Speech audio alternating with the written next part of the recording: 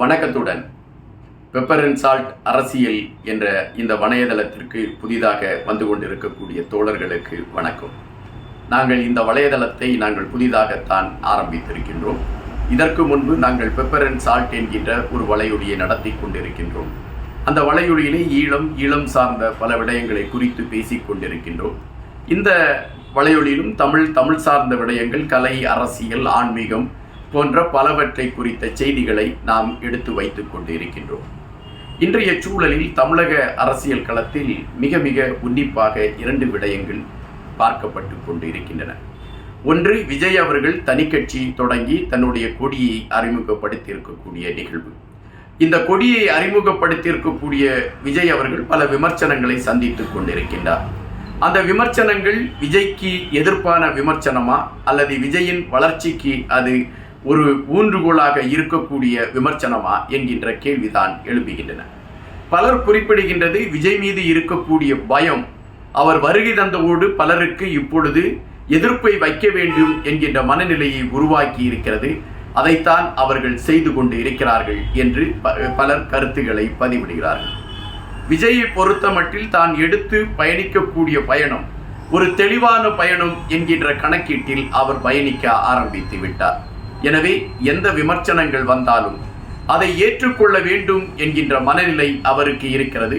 எனவே அவர் தன்னுடைய பயணத்தை மிக வேகமாக எடுக்க ஆரம்பித்து விட்டார் என்பதை நாம் இங்கு பார்க்க வேண்டிய ஒன்றாக இருக்கிறது.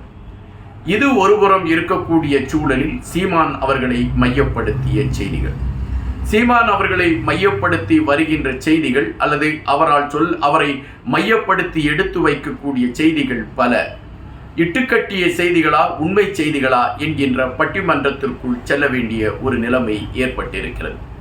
தற்பொழுது சீமான் அவர்கள் செய்தியாளர்களை சந்தித்திருக்கின்றார். அந்த செய்தியாளர்கள் சந்திப்பில் சில விடயங்களை குறித்து பேசியிருக்கின்றார். கொல்கத்தாவில் பெண் மருத்துவர் ஒருவருக்கு எதிராக நடந்த வன்புணர்ச்சிக்கு எதிரான போராட்டத்தை நாம் தமிழர் இயக்கம் இன்று நடத்தி இருக்கிறது. இந்த போராட்டத்தில் பெருவாரியான தமிழ் சொந்தங்கள் கலந்து கொண்டிருந்தார்கள். போராட்டத்தில் கலந்து கொண்டிருந்த அந்த கட்சியின் ஒருங்கிணைப்பாளர் சீமான் அவர்கள் செய்தியாளர்களை சந்தித்து பேசுகின்றார். செய்தியாளர்களை சந்தித்து பேசுகின்ற பொழுது நாம் தமிழர் கட்சியில் முன்பு இருந்ததாக சொல்லப்படுகின்ற ஒரு நபர் சிறுமிகளிடம் தவறாக நடந்துவிட்டார் என்கின்ற ஒரு குற்றச்சாட்டின் அடிப்படையில் அவர் மீது வழக்குகள் பதிவு செய்து அவரை கைது செய்யக்கூடிய ஒரு சூழல் ஏற்படுகின்றது. இந்த நேரத்தில் அவர் மரணத்தை தழுவி விடுகிறார். மகனுடைய மரணத்தின் செய்தி அறிந்து தந்தையும் மரணத்தை தழுவி விடுகிறார் என்கின்ற செய்தி வருகின்றன. இங்கு போராட்டத்தை நடத்தி கொண்டிருக்கக்கூடிய நாம் தமிழர் இயக்கத்தின் ஒருங்கிணைப்பாளர் சீமான் அவர்கள் பல விடயங்களை குறித்து அங்கு கருத்துக்களை பதிவிடுகிறார். பெண்களுக்கு எதிராக நடக்கக்கூடிய எந்த தீமையும் ஏற்றுக்கொள்வது என்பது ஏற்புடைய செயல் அல்ல. எங்களுடைய தலைவன் ஆட்சியில் அவன் தலைவன் தன்னுடைய மண்ணை தன் கட்டுப்பாட்டில் வைத்திருந்த நேரம் எங்கள் இனத்திற்கு எதிராக இனத்தை இருக்கக்கூடிய ஒரு பெண்ணிடம் எங்கள் இனத்தின் போர் வீரன் ஒருவன் தவறாக நடந்து கொள்கின்றார். இந்த செய்தி எங்களுடைய தலைவனுக்கு எட்டுகிறது. தலைவன் அந்த போர் வீரனுக்கு மரண தண்டனையை அளித்துவிட்டு இந்த செய்தியை அந்த சகோதரியிடம் சொல்லிவிடுங்கள், உனக்கு தீங்கிழைத்தவனை இந்த அண்ணன் தண்டித்து விட்டான் என்கின்ற செய்தியை சொல்லிவிடுங்கள் என்று எங்களுடைய தலைவன் அறிவித்தான். அப்படிப்பட்ட தலைவனுடைய வளர்ப்பில் வந்தவர்கள் நாங்கள்.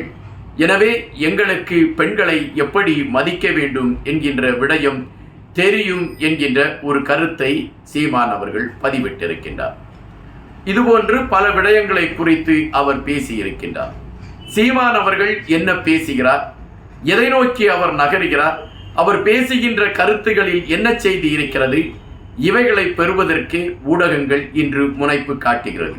அப்படி என்றால் இன்றைய தமிழக அரசியல் களத்தில் மிகப்பெரிய ஒரு பரபரப்பு செய்தி யார் என்றால் சீமான் அவர்களாகத்தான் இருக்கின்றார்கள்.